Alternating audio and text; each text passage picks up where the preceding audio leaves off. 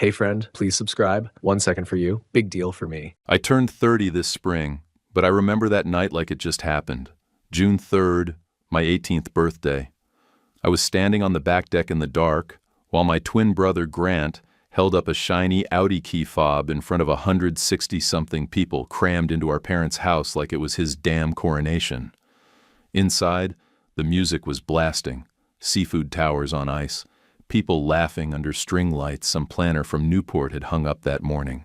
The DJ booth had a big vinyl banner with Grant at 18 in gold letters. My name, not even in the fine print.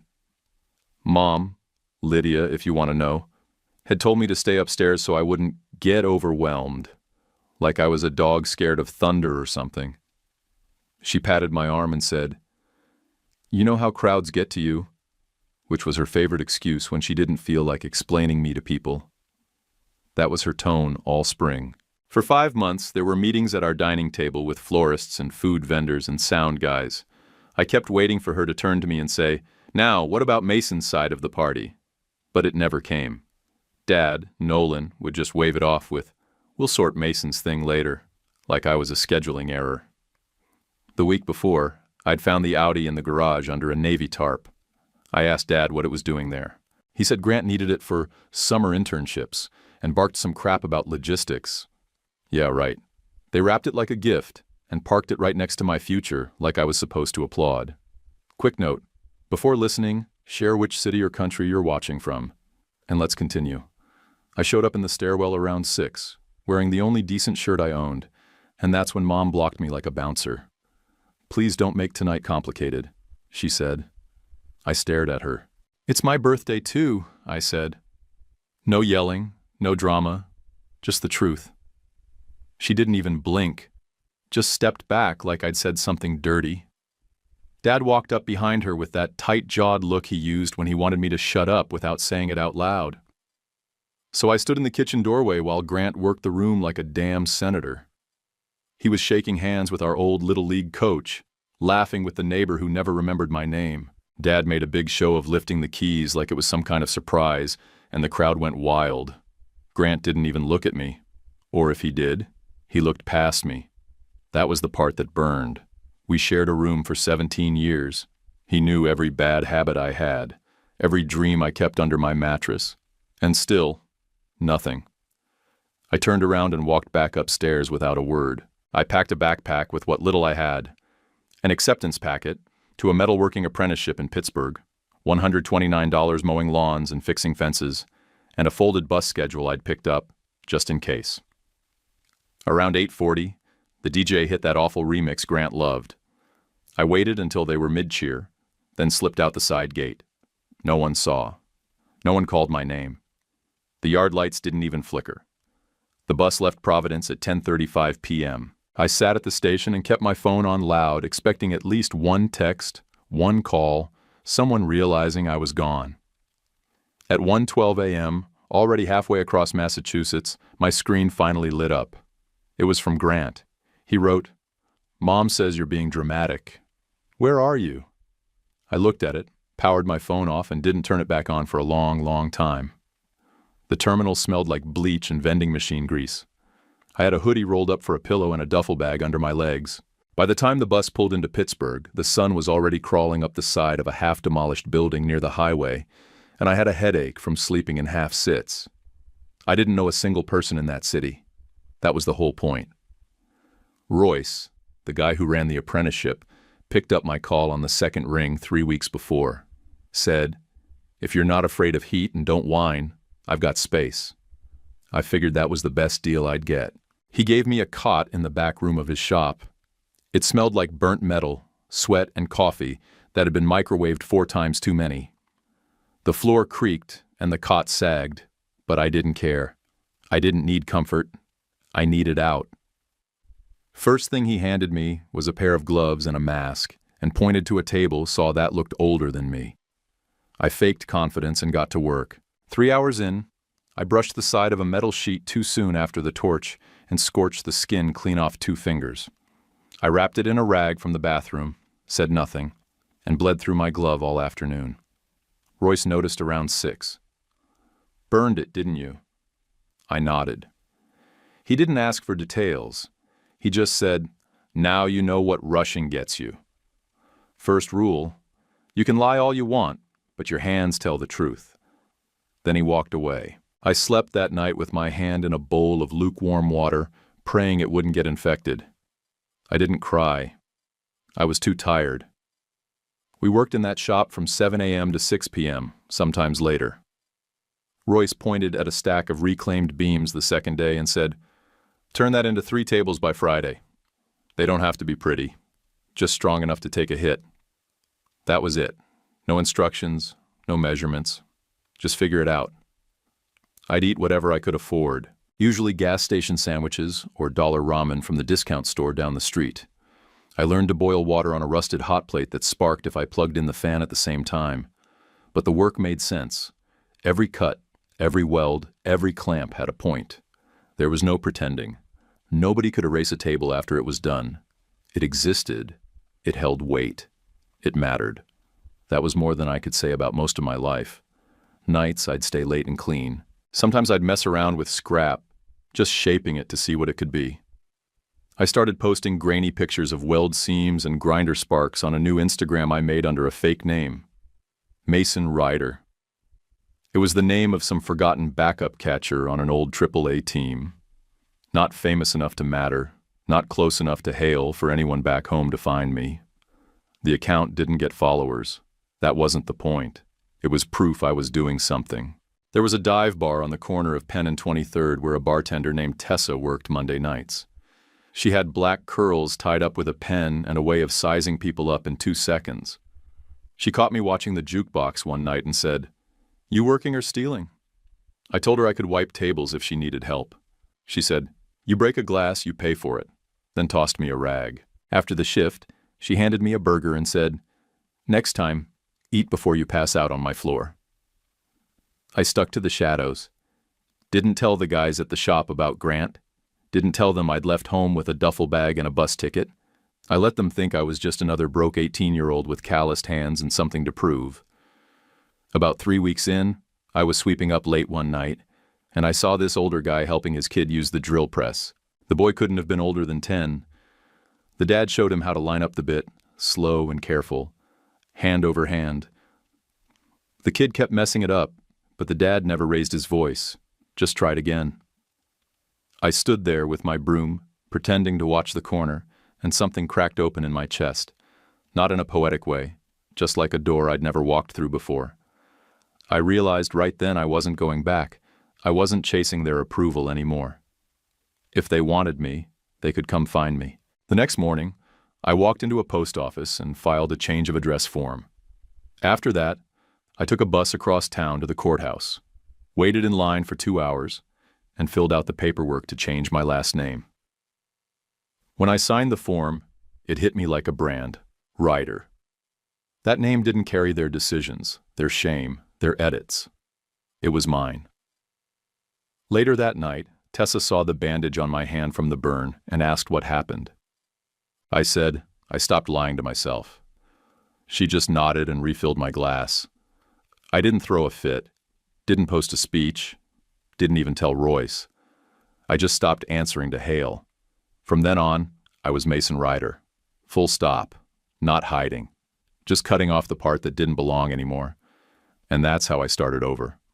One cut, one burn, one name that finally fit. The shop heat didn't bother me anymore. My hands had toughened up, nerves dulled under layers of scar tissue and callus. I didn't flinch when the sparks hit my forearms or when the grinder slipped and kissed my knuckle. The rhythm of the work, cut, weld, grind, finish, got in my bones like music. It beat thinking about June 3rd. Royce didn't hand out compliments. What he handed out was sandpaper and second chances. "That seems ugly," he said one morning, pointing with a coffee mug that had metal dust caked to the handle. "Grind it down." "Do it again," I didn't argue. I liked that he didn't give a damn about my past. He didn't care about names or birthdays or why I sometimes worked like I was being chased. He only cared that I did it right. That was the relief. There were no performance reviews, just results. After shifts, I started sticking around to mess with the scrap pile. Bent rebar turned into a coat rack. A busted oak board got cleaned up and became a bench. I found an old lampshade frame in the alley and rewrapped it with copper wire until it looked like something worth keeping. One night, a chef from the pizza place down the block saw the bench while picking up an order from the bar next door. "You make that?" he asked, squinting at the welds. "Yeah," I said. "Used to be part of a shipping pallet." "You take orders?" I told him I did. That was a lie at the time, but I figured I could start now. He needed 6 stools for his new bar concept. I said sure, and spent that night Googling weight distribution and seat height like I was cramming for a final. Royce let me use the shop off hours as long as I cleaned up after. I built the first stool with my fingers crossed and the second with confidence. By the third, I actually knew what I was doing. I didn't have a real camera, so I borrowed a guy's cracked Android from the mill and took pictures against the cinder block wall out back. I built a free site that looked like hell on mobile but had a clear tagline: "I make things that last. If you sit on it, it won't break." I didn't list a last name. Just Ryder. Tessa started coming by after her shifts. We'd sit outside on milk crates while she smoked, and I scraped glue off my boots. "My brother's in the Army," she said once. "Says metal shop saved his life in high school. You ever do time?" "No," I said, "but I know what it feels like to be locked out." She nodded and passed me a leftover quesadilla wrapped in foil. "You should teach kids. You look less angry when you're explaining stuff." I moved into a room in a shared house with 2 guys from the mill. One snored loud enough to rattle the pipes. The other cooked chili that could kill a man. I learned to sleep through both. The place was loud, but it was mine. I paid rent with my own hands.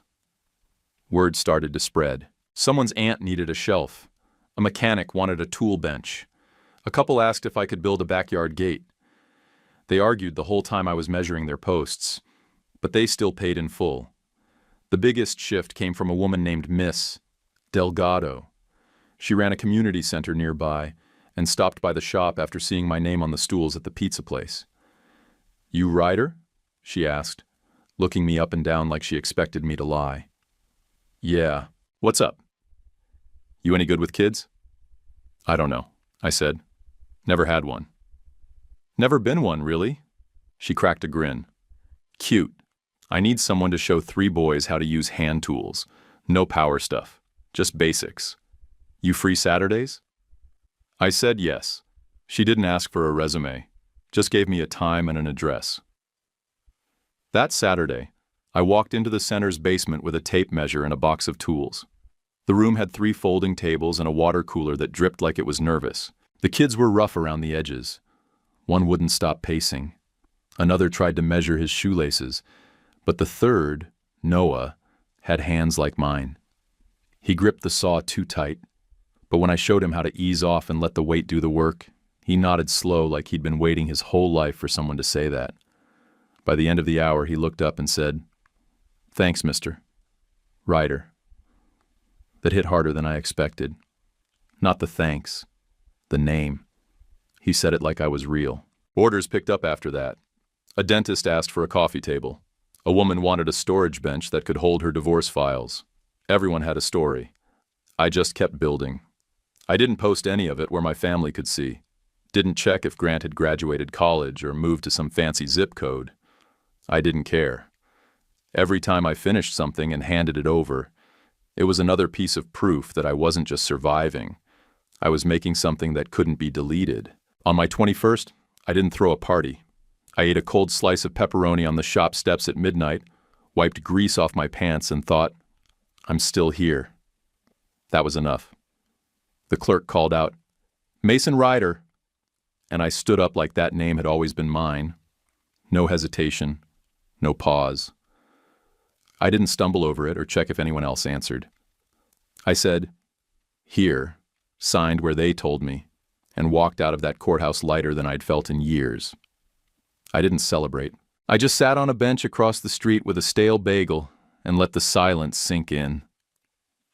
That same week, I rode a cheap bus to Providence with 2 duffels and a dream bigger than what I could afford.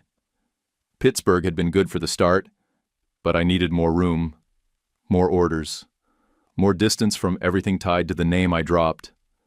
I filed my business paperwork at City Hall under Ryder Forge and Wood. Sounded like something a guy with a toolbox and a busted back would say out loud without cringing. The lady behind the desk asked if I had a location. I gave her the address of the garage bay I hadn't signed for yet and prayed it wouldn't fall through. It didn't. Mrs. Keene, the landlord, was in her 70s, wore paint-splattered cardigans, and had 0 tolerance for charm.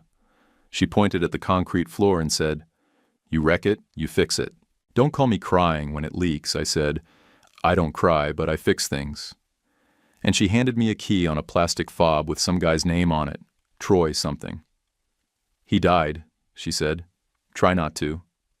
A few weeks later, Tessa relocated to Rhode Island to help an aunt in Pawtucket and picked up shifts at a bar in Providence. We kept in touch and she started swinging by the garage with coffee after her morning runs. I scrubbed the place top to bottom, spent 2 weeks scouring auctions, flea markets, and garage sales for tools, found an old man out in Warwick selling off his whole workshop after a back injury. He made me promise I'd sharpen every blade and not be an idiot with the lathe. I promised. He gave me a hand plane he said he'd used on his daughter's crib. The first month nearly wrecked me. A wedding venue ordered 30 chairs and didn't pay on time. I had rent due and nothing but sawdust in my pockets. I called them every day until I was blue in the face. On day 21, I showed up with a borrowed dolly and said, "I'll be taking my chairs back." That got their attention. The check cleared the next morning. Lesson learned.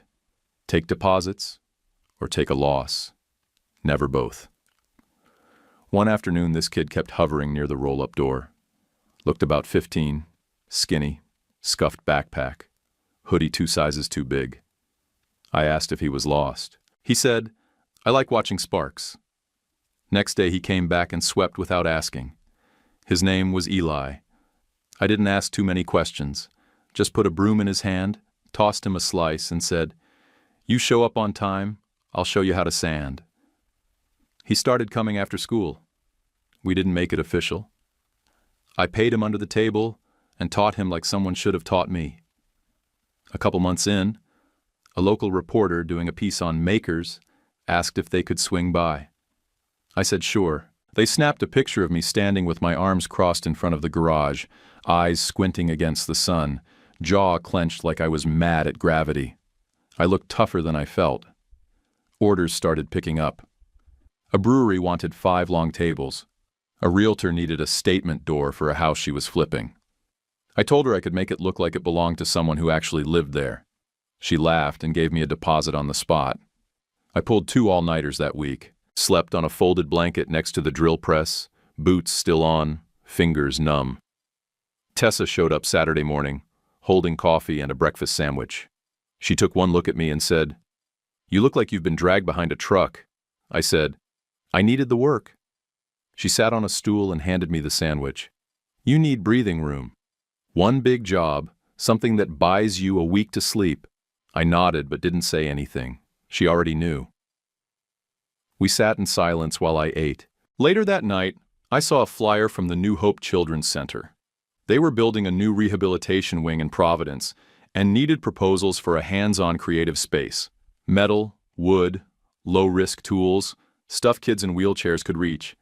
It didn't say how big the budget was, just said, "Seeking builders with experience and vision." I sat at my shop desk for an hour staring at the screen. Then I started typing. No fluff, no buzzwords. I wrote like I talk, told them I could build a space where kids could work without being babied. I said, "I believe kids can build things that last if you give them tools that don't insult their intelligence." I included a sketch, some rough costs, a note about using reclaimed materials so the space would have stories in the walls. I even threw in a bullet about Eli helping. Said I had first-hand experience teaching someone who didn't come from much. The budget number I asked for made me sweat. I stared at it 10 minutes before hitting send. Tessa read it over my shoulder and said, "If you don't aim high, you're just sanding scrap." I submitted it Sunday night. No backup plan. If they passed, I'd still have brewery orders and realtor drama and a teenager who showed up like clockwork sweeping before I even opened the door. But if they said yes, I'd get to build something that couldn't be taken away. A place with bolts and benches and room to breathe. 3 weeks after I hit send on the proposal, I got a voicemail from New Hope. A woman named Carla said, "You've made it to the final 3. We'd like a walkthrough with the team next week." The team was me and Eli, who was still learning not to hold nails in his mouth. I told him we needed to look official. He said, "I've got church shoes." And we went to a hardware store and borrowed 2 hard hats by sweet-talking the floor manager into thinking we were with an internship program. We showed up early, nerves in my throat, sweat down my back. Carla met us at the side entrance and introduced us to the board, 5 people in polished shoes and polite smiles. I spoke plain. I said what I meant. I talked about strength and safety and how design can include kids without wrapping them in bubble wrap. I pointed to where I'd put a raised work table for wheelchairs, a tool wall with real names, a station for sanding blocks where you couldn't skin your knuckles even if you tried. I said, if a kid comes in feeling small, they should leave feeling strong. Afterwards, they shook my hand, said they'd be in touch. I stepped into the alley, legs like jelly, and sat on a busted milk crate behind the loading door. I don't remember breathing. 2 days later, I got the call. They picked me. Not one of those quiet, polite wins. I jumped in the air like a damn idiot and spun in a circle. Then I called Tessa. She picked up and I yelled, "They said yes!" She screamed so loud, a guy walking by clapped without knowing why.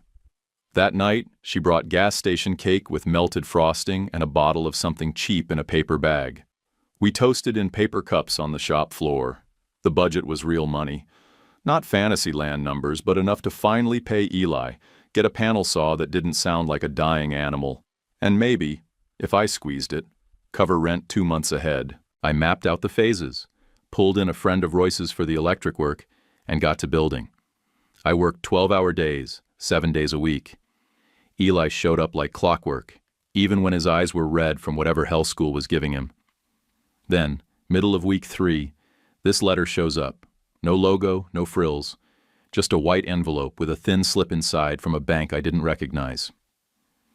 Your business line of credit is past due. Account under. Mason Hale. Consulting. At first, I laughed. Thought it was junk. Spam, maybe. Then I saw my birth date and the last 4 digits of my social. My stomach dropped. I called the number on the letter. A guy answered in a bored voice, ran through the info like he was reading off a diner menu. These charges go back about 8 years.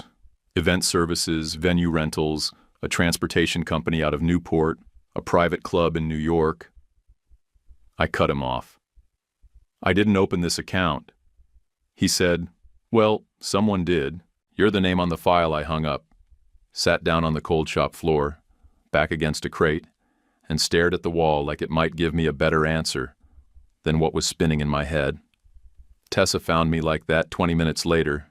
She crouched down, saw the letter on the floor, read enough to get the picture. She said one word: fight. Next morning, I looked up a lawyer with no nonsense in her face. Her name was Denise Kerr. She wore boots, not heels, and had a voice that didn't rise even when the room got tense. I liked her instantly.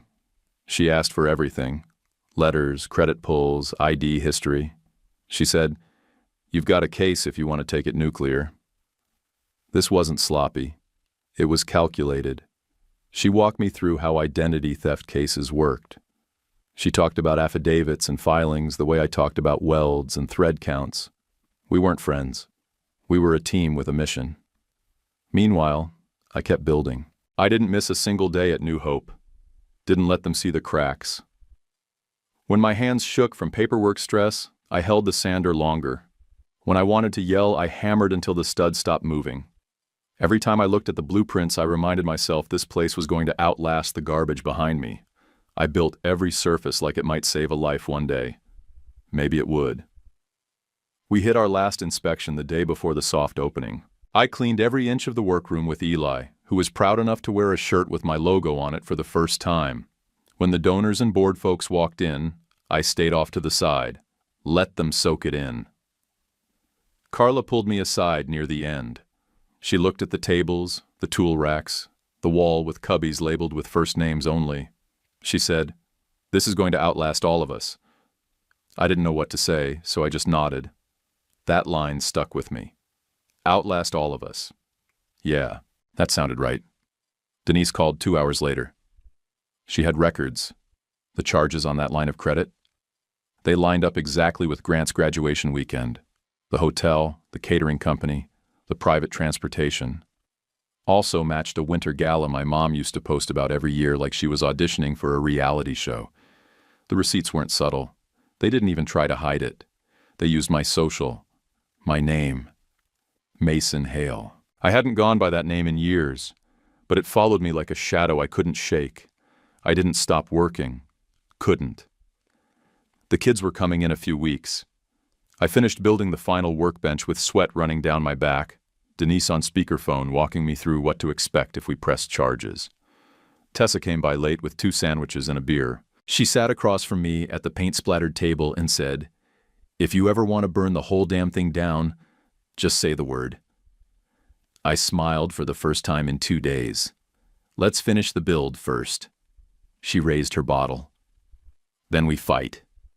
Carla cornered me after a morning session with the kids and asked if I'd consider anchoring a matching campaign for the new studio wing. Said they wanted to finish strong, get more tools, fund weekend classes, maybe even start a youth training program if they raised enough. Then she added, "We'd put your name on the wall." I laughed. I really laughed. The idea that my name could sit in a children's hospital like it belonged there, it was too much. I told her I'd think about it, but deep down I figured the math wouldn't work. Then a check showed up from a contractor I'd helped on a stair job a year earlier. He landed a 6-figure city bid off the work, and out of nowhere he dropped $5,000 in my mailbox as a thank you. A day later, the brewery paid their invoice. On time, in full, no excuses. That never happened. And then a staircase contract I thought I lost came through. Same week, a small foundation reached out after the newspaper piece. Said they'd been watching my shop and wanted to support kids who work better with their hands than their mouths. Their words, not mine. I sat down that Friday and ran the numbers. Slowly. Twice. It scared me, but it was doable. I called Carla Monday morning. Told her I'd do it. On my terms. I'd commit $100,000 over 4 years if the community matched it. I'd also donate tools, labor, and instruction hours worth another $200,000, but only if we used it to set up a real training program for teens with rough starts. Not a summer camp. A real track that taught trade basics and gave them a shot. She didn't answer right away, just sat there at the work table with her fingers pressed to her mouth. Then she said, "We've never had someone come in here and offer that much from the ground up." I said, "It's not a gift. It's an investment. Just don't let anyone screw it up." She asked how I wanted my name listed on the donor wall. I said, "Ryder. Just Ryder. Leave the rest dead." I signed the papers with Denise there, just to make sure nothing could come back later. Everything in black and white. Mason Ryder. No hail. No trailing ghosts. When the wing opened for press day, it hit harder than I expected. Eli was in a clean shirt, showing a little girl how to sand the edge of a pine block without stripping the skin off her thumb. Carla walked a group of local officials past the metal stations, pointing out each one like they were exhibits. A guy from Channel 7 filmed the tour. I mostly stayed in the back, but when they unveiled the plaque, I stepped forward. It was clean, brushed steel, black letters, the Ryder Studio for Hands-On Healing. Underneath, in smaller type, donated by a builder who once learned to work with his hands after a hard start. That line nearly took my knees out. I nodded to Carla, stepped back, and tried not to make a face for the cameras. Next day, the photos hit the papers. One even made a regional blog that covered nonprofit funding. They used a shot of me in the corner, arms crossed, half smile like I didn't quite believe it either. I didn't think much of it until my shop phone started buzzing like a smoke alarm. Unknown numbers, old area codes from back home, voicemails with no message. Then came the email. Subject: "Is that you? Please call me. From Grant Hale." I stared at it for a full minute. Then I hit delete. A day later, Denise called. Her voice was tight. "Your parents' attorney reached out." "They want to meet," I said. "Absolutely not." "They can show up at your shop anyway," she warned. "You run a public-facing business now. We can be ready if they do," I said. "Let them come. I've got nothing to hide." 2 days later, they did just that. They showed up at New Hope during a weekday tour, like it was nothing, like they were dropping in for tea. Mom walked ahead like she belonged there, wearing a tailored blazer I'd seen in an old gala photo. She looked smaller than I remembered, but sharper too, like a knife that lost weight but not edge. Dad followed behind her, stiff, thin, in some expensive coat that hung on his frame like it used to belong to someone better fed. Grant trailed behind, heavier, buzz cut, eyes everywhere but on me. I was by the cubbies, folding aprons for the afternoon session. I looked up, didn't flinch. "What do you want?" I asked. Mom stepped forward first. "We were hoping for a conversation." I nodded toward the exit. "Wrong place." "Wrong time," Dad tried the smooth tone. "We just want to understand how this all happened." "You mean how I built something without you?" I said. "Easy. I started working. Grant looked like he wanted to speak but didn't. I didn't give him room. You all showed up to a kids' rehab wing with cameras running. Did you even stop to ask if that was appropriate?" Mom said. "We didn't know how else to reach you." "That's funny," I said. "You seemed pretty good at ignoring me before." She winced, just barely. I caught it. She didn't deny it. Carla came up behind me, brows raised. I gave her a small nod. She stayed close, didn't interrupt. Mom looked around the studio like it was a museum exhibit. Her voice softened. "It's beautiful, Mason." "It's Ryder," I said. Grant finally looked at me. "We need to talk." "No," I said. "You need to listen." 12 years after the night they erased me, there we were, face to face inside the walls I built. Mom opened her mouth first. "We're your family," she said, like that word was a skeleton key she could wave around to unlock anything she'd locked me out of. "You told guests I was too sensitive for my own birthday," I said. "Now you remember me?" She flinched like I'd slapped her. Not a full-body jolt, just the eyes, narrowing, then darting to the nearest exit. But she stayed quiet. Dad cleared his throat and took over like it was a business meeting. "Let's not dig up old wounds. You've clearly done well for yourself. Maybe we all did something right." "You want to thank you?" I asked. "For pretending I didn't exist while you funded a car and a party under my name?" He sighed and said, "You're here. That means we didn't fail." That line. Like he thought he had a share in everything I'd bled to build. I didn't raise my voice. I didn't need to. "You opened a line of credit in my name the summer I left. That wasn't helping me. That was theft." Mom blinked, slow and deliberate, like she was forcing herself not to react. Dad tilted his head like he was being patient. "I don't recall the details. Those were complicated years." Then he looked at Grant, like his golden boy might tag in and fix the mess. Grant stepped forward, his voice low. "Mace, I wrote you that night." "You never answered at 1 a.m, I said. "After the party was over. After the car and the cake and the banner with your name in lights. You called me dramatic when all I asked for was a seat at my own table." "I never called you dramatic," he said quickly, but his eyes flicked sideways. "I still have the text," I said. "Word for word. You said, 'Mom says you're being dramatic. Where are you?'" That shut him up. He looked down at the floor and stayed there. Mom went for the tears next. She even softened her voice. "We were trying to protect you." "Crowds made you anxious." I laughed once. Sharp. "You weren't protecting me.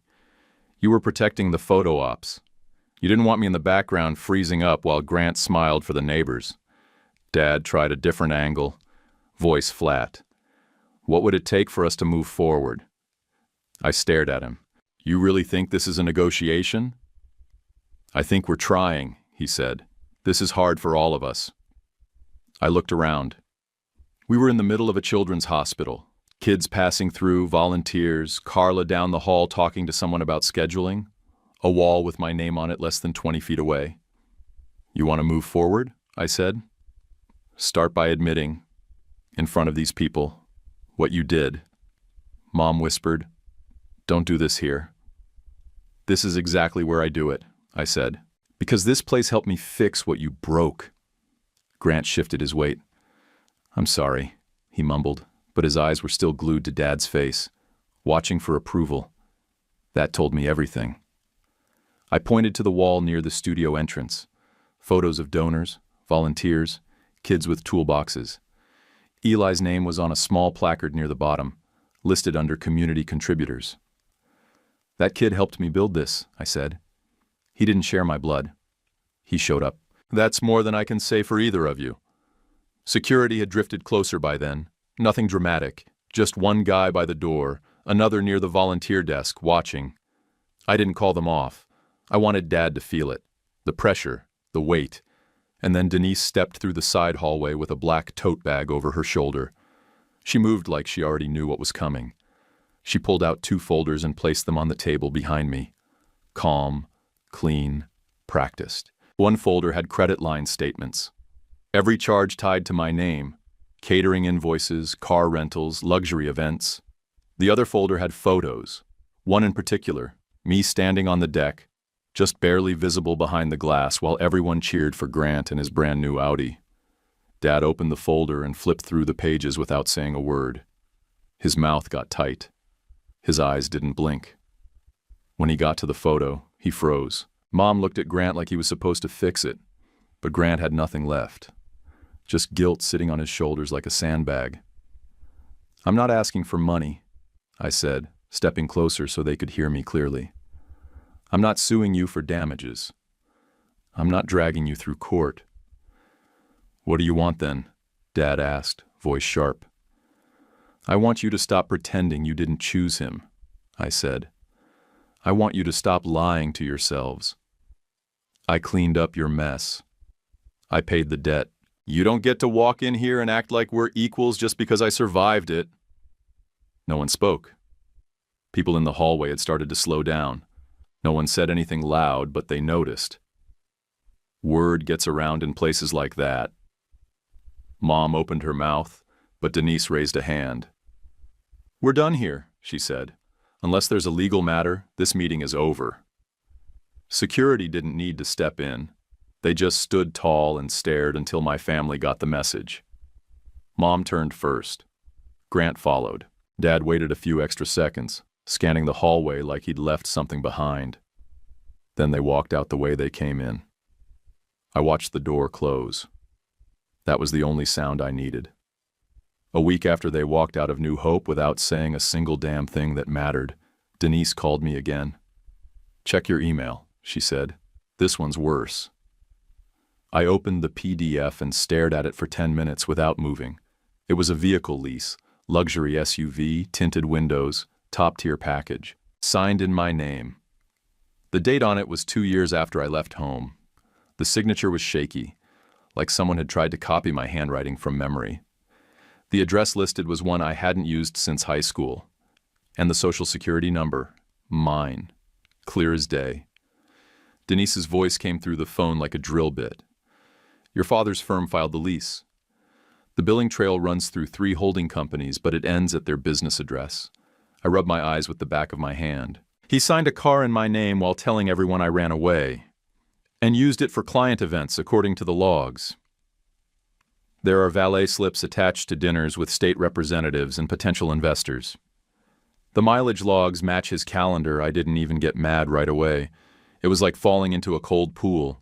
Your brain just shuts off and stares at the bottom. I said, send me the affidavit. Let's file.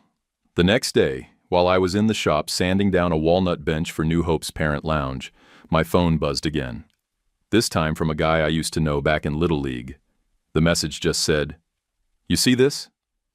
I clicked the link and got hit with the next left hook. Grant's face, grinning in studio lighting, front and center on a podcast thumbnail that read, Leadership Through Pressure: How an Only Child Built Resilience. I pressed play. 10 seconds in, I froze. Grant told the host, "I'm an only child, and I always had to carry all the weight." It taught me to work twice as hard to make my own success. I didn't break anything. I just sat down at my desk and watched the clip 7 times in a row, like I was trying to understand a language I didn't speak. Then I forwarded the link to Carla. No subject, no message. She called an hour later. "Do you want us to respond or ignore it?" I said, "Set the boundary. Be clean. No drama." That same day, New Hope's PR team put out a 2-sentence statement. "Our donor's story is his to tell. We won't share details, but we will protect our kids and our staff from harassment." That shut most of it down. A few nosy emails came through, but nothing caught fire. Carla ran interference like a pro. Tessa showed up that night with Thai takeout, tossed the bag on my bench and said, "You want to burn them down? I'll hold the can." I laughed harder than I'd laughed in days. That kind of loyalty? You don't buy it. You earn it by bleeding in front of someone and letting them stay. Eli came in the next morning, dragging a little heavier than usual, and pulled something out of his backpack, a folded-up newspaper clipping. He taped it to the wall above the tool bench, right between a safety chart and a blueprint sketch. It was a photo from the local paper, me crouched next to a kid, showing him how to hold a rasp without chewing through his knuckles. The caption read, "Writer builds safe space for creative work." Eli stepped back and looked at me like he was checking for permission. "You good with that?" he asked. I nodded. "Yeah, that one can stay." I buried myself in the build calendar after that. Let my hands do the work while my brain stayed locked down. I stopped checking headlines, stopped reading texts unless they came from 3 people, Carla, Tessa, or Denise. But I signed the affidavit, made it official. Denise said the SUV lease crossed an actual legal line this time, not just moral. "You're not just holding a grudge anymore," she said. "You're protecting your name." That line stuck with me. Protecting my name. Not burning theirs. Just keeping mine clean. A few days later, I came back from a supply run and found an envelope on the shop stool. No return address, no label. Inside was a glossy 5x7 print, Grant at 18 standing in front of the Audi, holding the keys up like a trophy. But it wasn't the obvious part that got me. In the window reflection behind him, barely visible in the corner, was me, on the deck, half hidden by the frame, shoulders tight, face turned just enough to see the look. On the back, in Mom's handwriting, it said, "We see you now." That was it. No return address, no apology, no phone number, just those 5 words in ink. I stared at it for a long time. Couldn't tell if it was a peace offering or a dare. I dropped it into an envelope and sent it to Denise with no note. She filed it under communications received. I didn't put it on a wall. That one didn't belong in the shop. Denise called it clean leverage.